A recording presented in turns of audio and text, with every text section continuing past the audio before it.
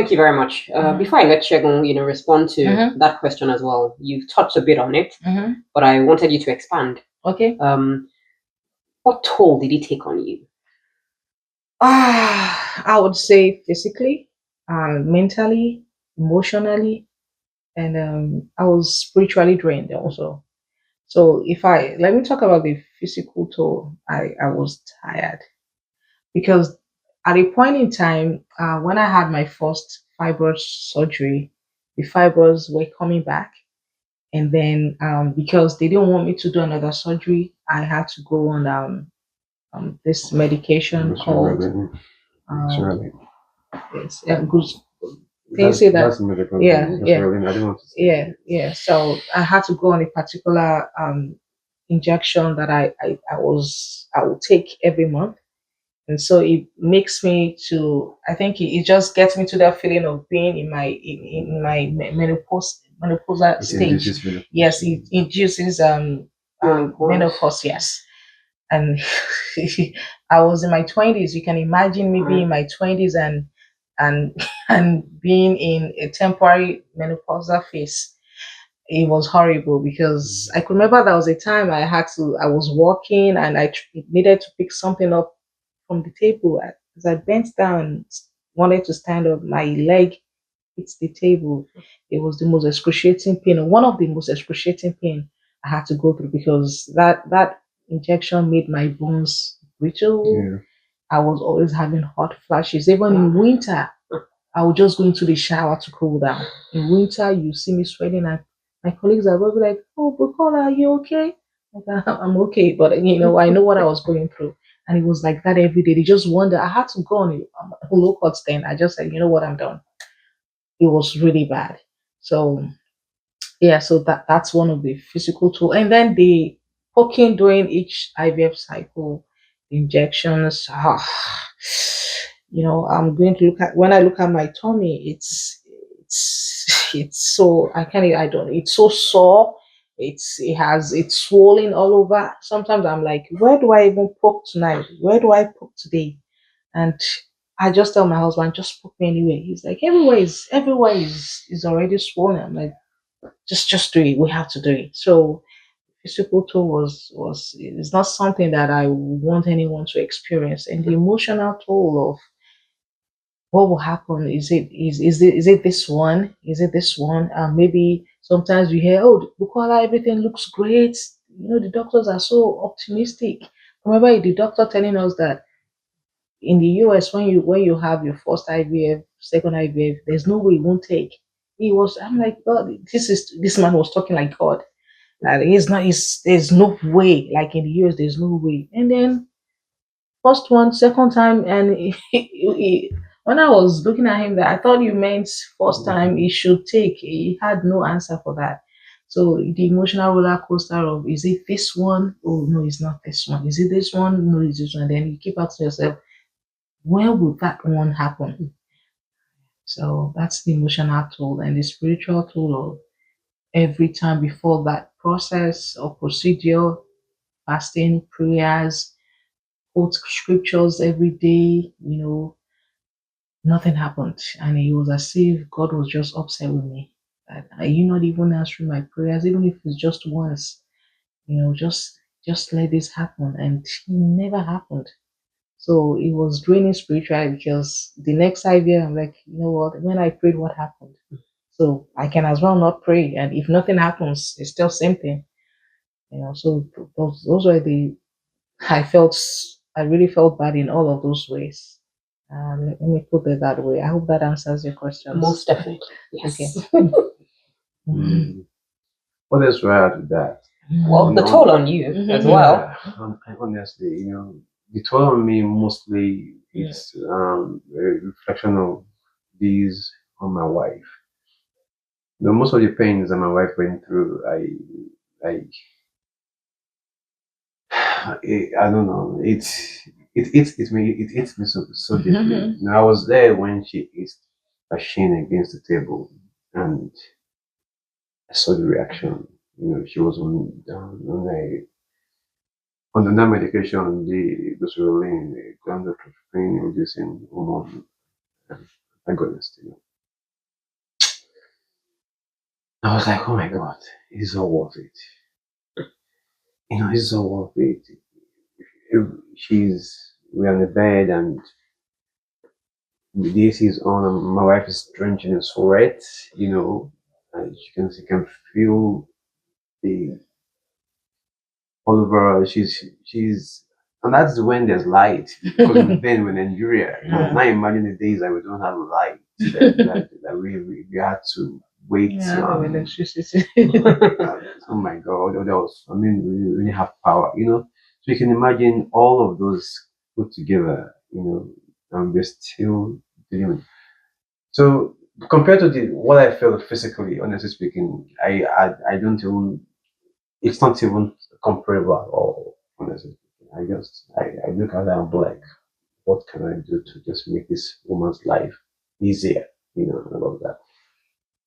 But that being said, psychologically, one of the toll this took on me was during the production of semen for for um, for fertilization, right? So one of those days when we are first early days when we're still visiting um, the clinics, when we were waiting for our consultation with our doctor when I saw a woman batched out of her face and she was raving and breaking for her husband.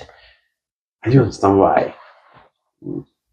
But on sort of just watching everything play out, I could hear that she was saying, "Why would you not be able to produce semen? Do you know what I've gone through after everything, all this injection, blah blah blah?" To just the woman could not control the anger she had for her husband to not be able to produce semen when it was needed after all she had gone through, all the pokings, all the and in my own mind at that point in time, I almost joined her to flog the man that really you can produce semen. I never knew mine was coming for me.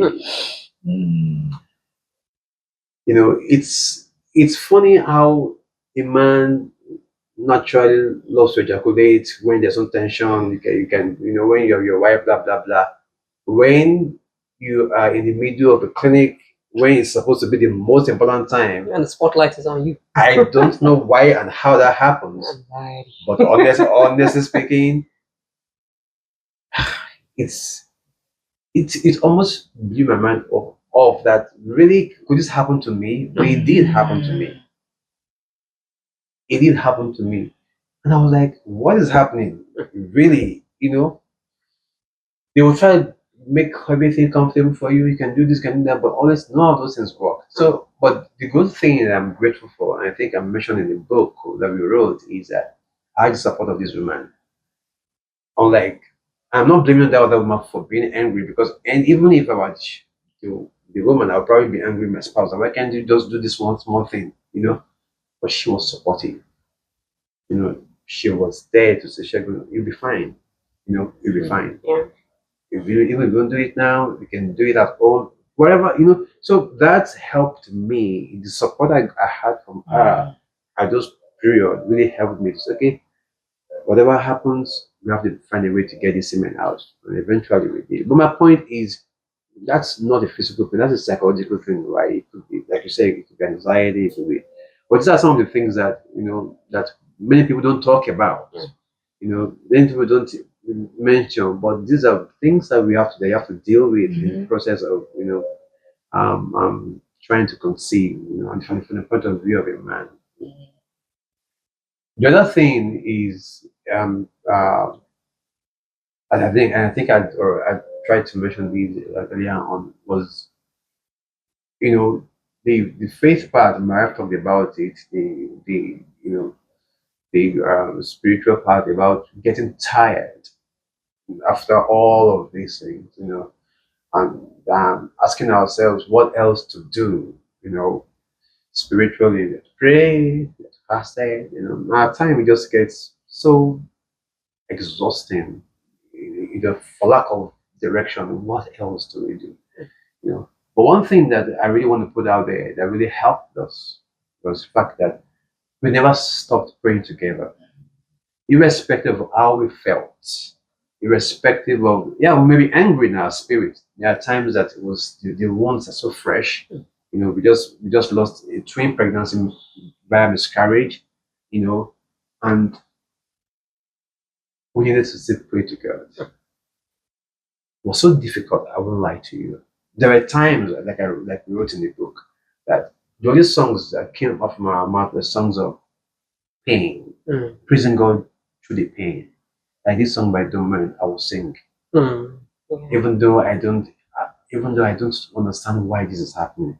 I may not understand what you're doing to me, God, but I will sing.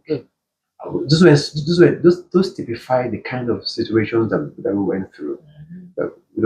Singing through our pain. We're praising God, but with tears in our eyes. And we don't know what to do. We don't know what next to do. But we will continue to sing. And that's reality, honestly speaking. But let me stop there. So, thank you so much. So I know that song by Don Wen, and usually when I remember a song, it takes me back to a point in my own life. The point in my own life was when I was having difficulties in medical school, and so I remember the wordings: even through the darkest nights, through the sorrow and the pain, I will sing. Tough to do, but again, one thing that I must highlight is that you did it together. Together. There's a toll both of you didn't talk about, but I think it's important to talk about because different people at different phases of their lives go through this challenge. Different phases, different socioeconomic status. So, of course, the toll that I want to talk about is the financial toll. Oh, yeah. So, if you could, both highlight how was it for you? Because clearly these things were not FOC. They were free of charge. They weren't.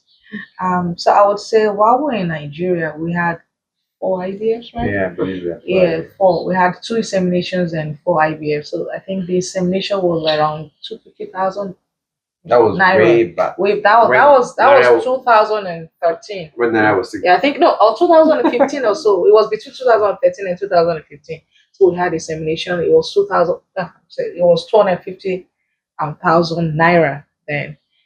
So when we did the first IVF, it was about 750, and then the second one was still about some because we did it like almost back to back.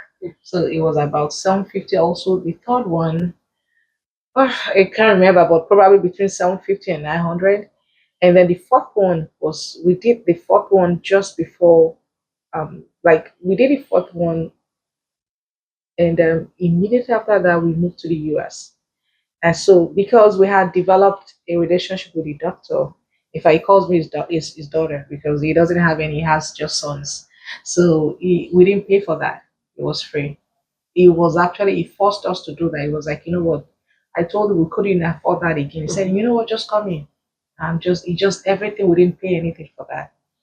So that was how we escaped the last financial burden. And then coming in here, honestly, we didn't even know that we'd be able to do that because we've heard that it's so expensive to do that. But when we came in here, we just said, let's try. Let's hear what they're going to say. And then when we spoke to our doctor. The good thing was we had insurance, and that took care of a huge part of it for us. So for each cycle, after the insurance takes care of everything, we were paying like $3,000. Yes, and when you convert that to Nigerian money, it's really a lot. So for each cycle, we're doing like $3,000 to $4,000 for each cycle.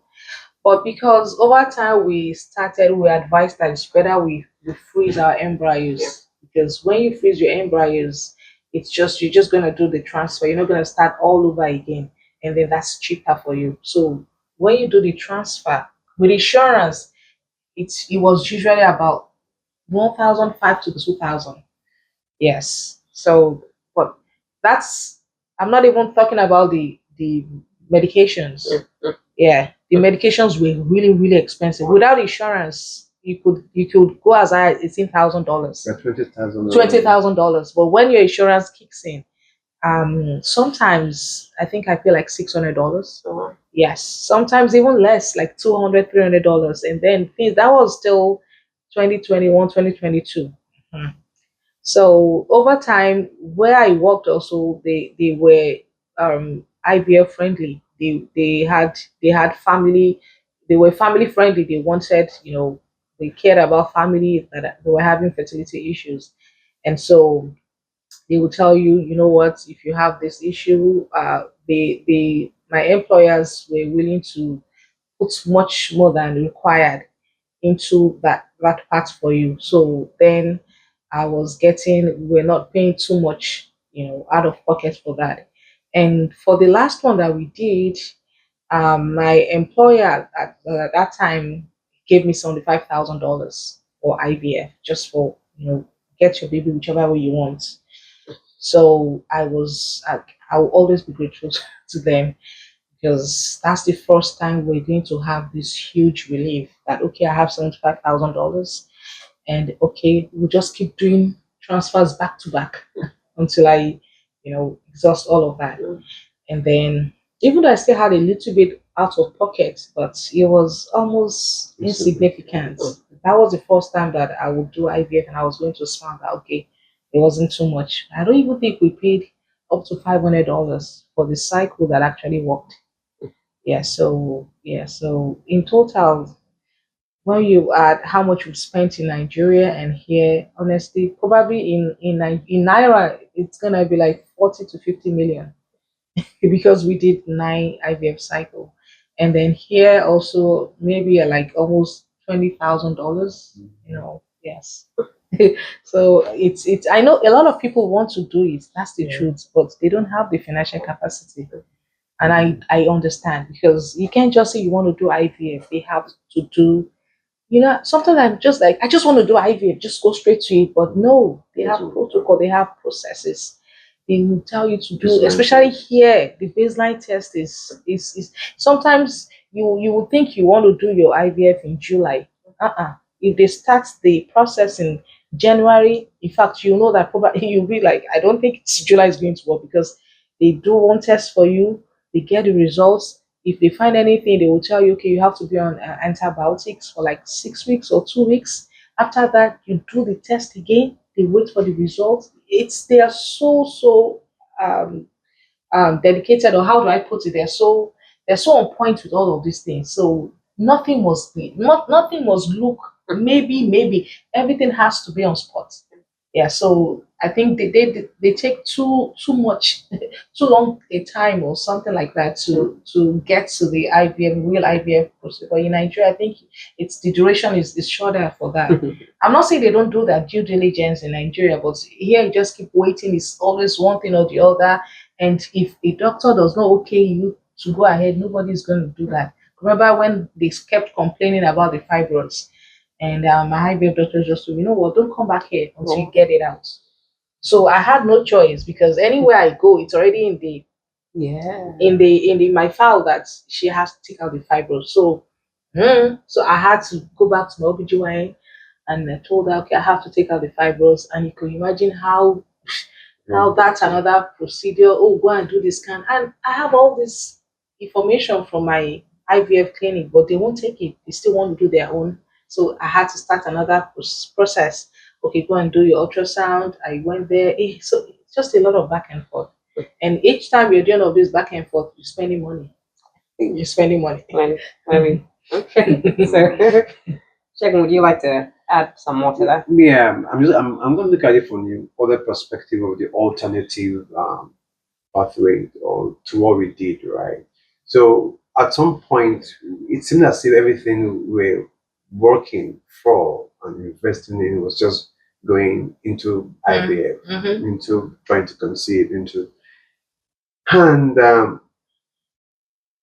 it began to sort of look like a pattern to us, like when deriving sort of joy, as it were, from these. We're spending money, but we didn't have anything to show for it, and we began to become more intentional about our financial options. The first two, three IVFs, we say, okay, we just went into it believing that this was this, like you said, silver bullet. We're gonna get a baby, blah blah blah. But when you reality done with all that, it wasn't as advertised in our head, you have to say, is this how we want to continue to live our lives?